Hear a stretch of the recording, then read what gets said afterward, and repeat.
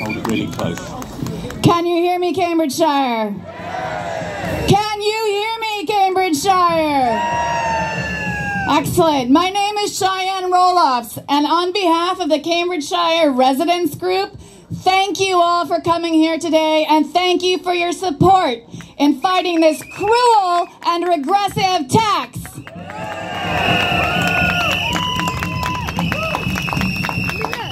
We are drivers, we are passengers, we are bus riders, we are cyclists, and we are pedestrians.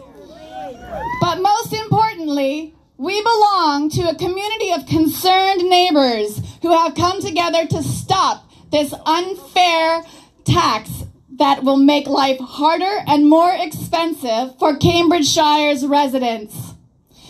The thousands of us gathered here today from all walks of life is proof that we will not stand for this crazy scheme designed by the uninformed and the ignorant, which benefits the wealthy and those who are privileged enough to live centrally in Cambridge.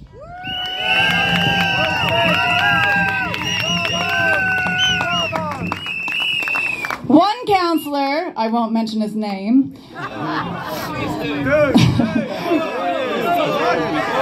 don't call me David Bajent, all right, yeah? He was quoted on Nextdoor as saying the aim was to make, quote, I'm quoting here, make driving in Cambridge so difficult that people will abandon the ownership of private vehicles in favor of active travel, unquote.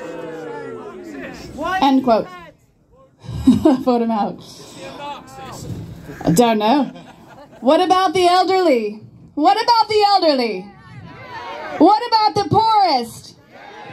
What about the day-to-day workers? People living in villages around Cambridge?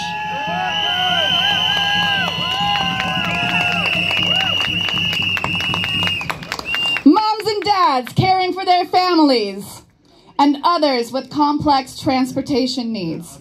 The financial and social impact of this draconian tax will be devastating.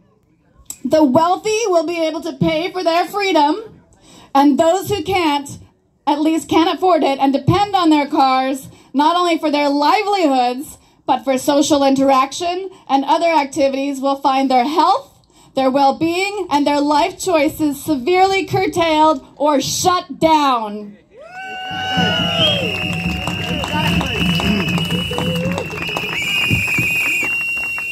David Bailey, who is chairman of two charities, Cambridge Older People's Enterprise, also known as COPE, and the RAF Association Cambridge branch, has also something to say here, and I'd like to read his quote. COPE has been and still is fighting against loneliness and isolation amongst older people. Congestion charges will increase these problems.